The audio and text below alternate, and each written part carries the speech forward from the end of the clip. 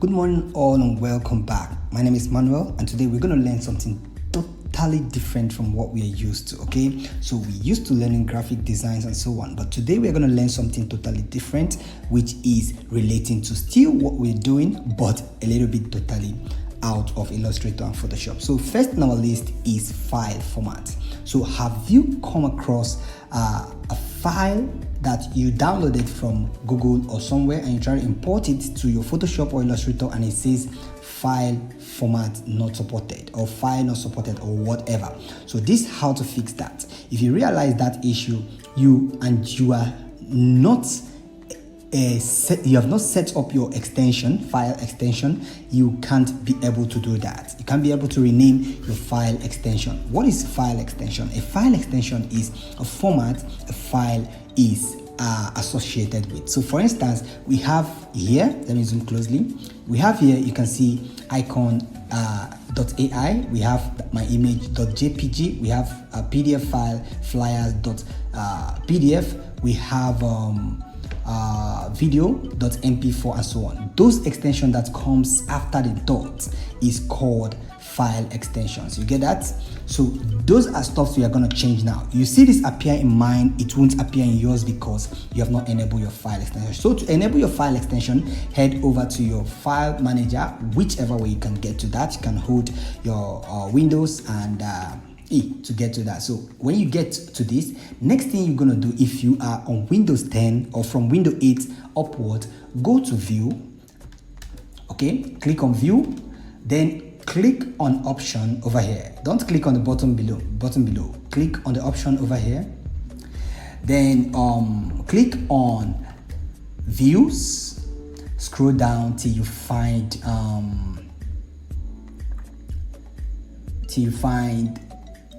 show file extension name. Okay, let's read from above. From file format. So this is it, the second one, okay? Make sure this is unticked. So if we enable this, let me go out so you see. If we enable this and apply it, we say okay.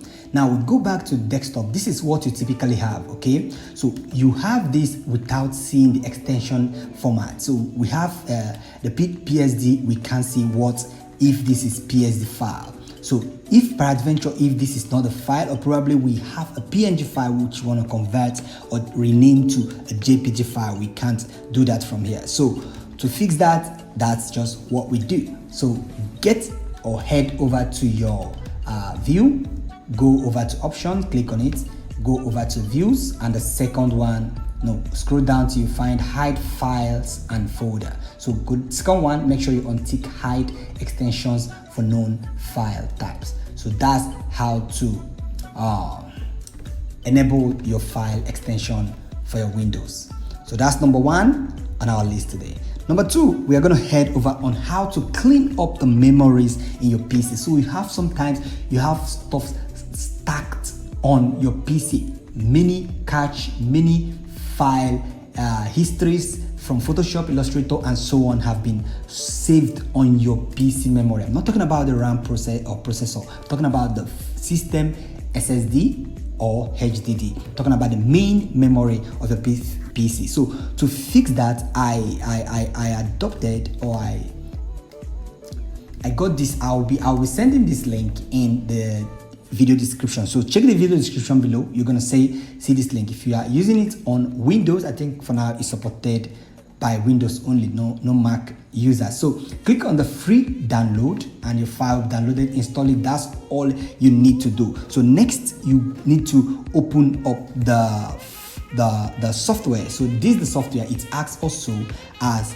an antivirus and so on. You can head over to checking their upgradable plans and features you could get from there. So we will talk about this later, not in this particular video. So what we're going to explain in this video is how to not to clear the virus in your PC, but to clean up your PC memory. So after this check or after this test, we're going to see how much memory we have enough in our PC. So you head over to clean up, okay, not speed up, forget about this, forget about all this. You could also use all those other tools, but what we feel focusing more on today is on how to clean up your PC memory. So click on clean up. So next thing you're gonna do is click on scan. Okay, automatically allow all these things enabled. All these, allow them enabled. So let's see what happens. So I'm gonna wait patiently and see stuff's run. So perfectly cool. So let me zoom closely so you see what's going on here. So we have about 57.7 gig of junk files in the PC. Wow, that's too much of files. So you see, you can now further expand this to see particularly system files that are eating up the memory. So this is the temp file. You guys might not have been very used to this. I was a techie before I got to graphics too, or while I was doing graphics too, I was a techie. So temp files are temporal files. That's the short form. Temporal files. For instance, you saved files in Photoshop. When you close down Photoshop, or you don't close down Photoshop, probably your PC shut down automatically, or your PC is shut down or unknowingly. You come back and open up Photoshop. You see that you will see all those files again. So those files that are stored, there are stuff called temporal files that enable these files to populate once the PC crashes or once an issue happens. So whenever it's restarted, your files populate. But that temp file is not actually the files that open up your PC work. So if you clear this up, you'll be able to still see your work. I just don't know why the memories are so stacked. So if you go further, you can see some other stuff that are eating up your memory, Google Chromes and stuff like that. So these are memories we have. So to confirm if this actually works, so we're going to check our PC memory, current memory for now. So we have current memory. I'm using an SSD memory. I advise you, if you're using a HDD memory, I advise you to switch to SSD memory. I'm going to talk about this later in a new video on comparison between hard disk drive and standard solid drives. So this is the memory we have. We have about 38.4 gigabytes. Okay, so this is the memory we have available now. Let's call it 40 gigabytes available approximately. So now we're going to clean up this. After you click on scan, next thing you're going to do is to click on clean. So while you clean, allow it to process. That's complete. So we have 57 gig of junk cleared. So let's check if that is true. So you see it here. We have now 80, let me zoom closely. We have now 82.6 gigabytes of memory freed from our PC.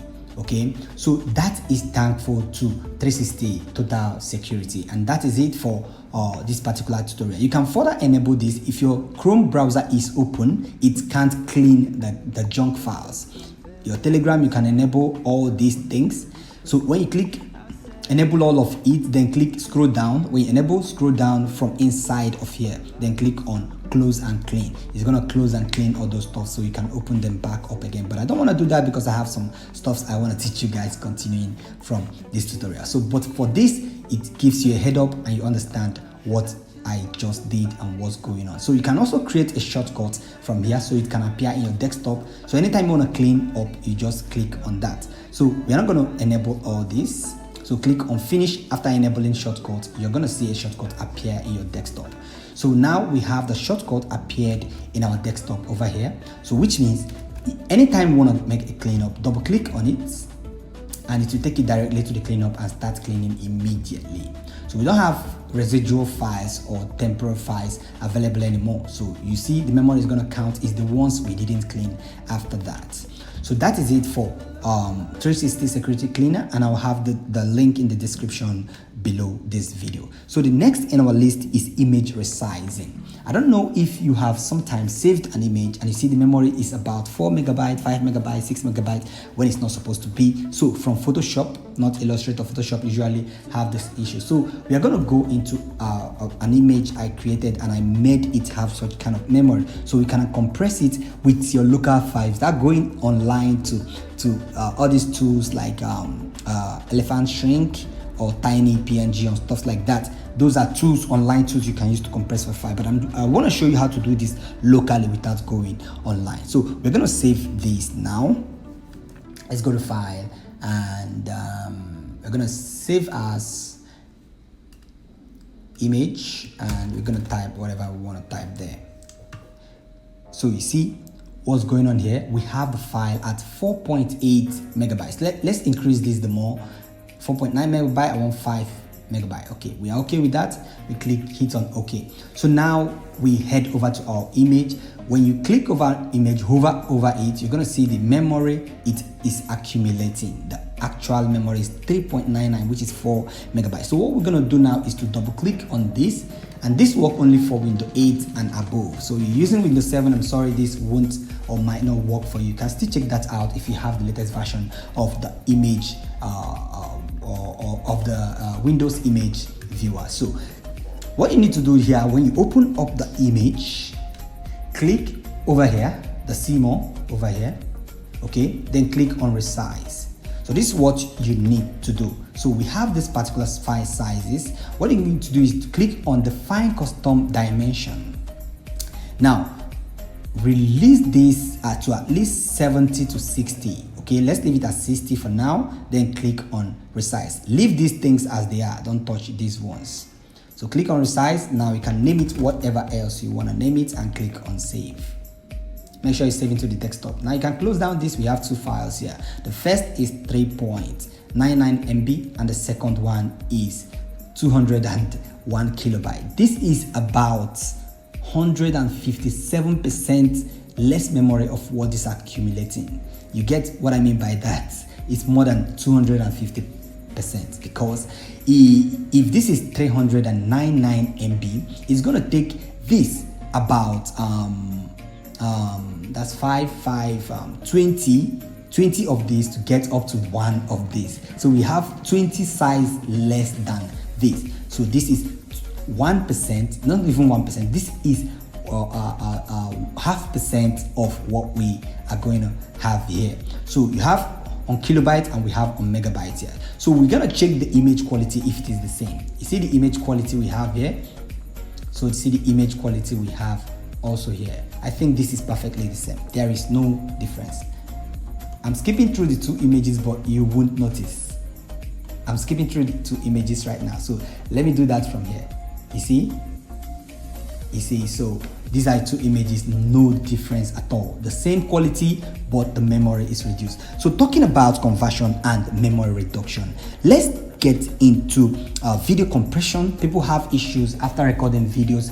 They find it difficult to convert that video to a particular size. Like what we did here, we can still achieve this same size with the same quality with a video tool. I don't recommend you using other tools like this if you are working on a basic stuff, unless you are doing more advanced video conversion. When I'll come to this later and show you how to convert to many different codecs or many file formats. But this is not our tutorial for today. We're going to use a very simple tool called 3U tool. I'm going to send the link in the description below also, so you can download it if you do much on video. So this is cool for YouTube recorders, people who want to do much YouTube videos and the memories are on higher side after your video editing. So what you need to do is to click on the toolbar. When you have this tool, click on the toolbar. Let me zoom closely. Click on the toolbar, then find video, convert video.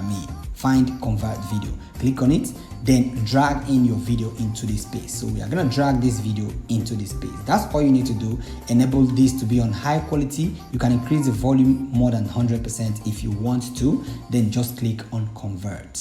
Okay, click on convert, and here is where you can change where this is going to save the file to, what folder is going to save the file to, or what area in your computer is going to save your file. So this time around, I recommend you use desktop and you click OK, then click on convert. That is it to convert and compress. I don't have enough time to do that because it takes a little while to convert huge amount of file to compress them down to smaller byte rates. So that is it for 3U tool. The final one in our list today is how to rearrange your desktop. You see how messy this desktop looks? This is not how my desktop look. I have to do this so you guys understand what this look like. Every weekend I rearrange my files, or I organize my files to make sure everything stays neat to meet me in the first day of the next week, making my work more easier and making stuff look smoother for me. So how do we do and what do we do here? Sometimes you find it difficult to walk through put in what file you need. Since you have multiple file format like we talked about in previous video just concluded. Now you have multiple file formats here. Will you just copy all these files and put in one folder? No, that's not organizing file. This other way I'm showing you is not even the way you should organize the file, but this is at least a stepping stone so that at weekend you can now put this file, push these files where they need to be. I'll teach you guys also how to get files like this, stuff like this, so you can easily access any folder you want to access. I'll teach you how to set it up, and also how to install it, and also how to set it up. So for instance, if you go to my logo folder, you're going to see all my logo files, only all my logo files here.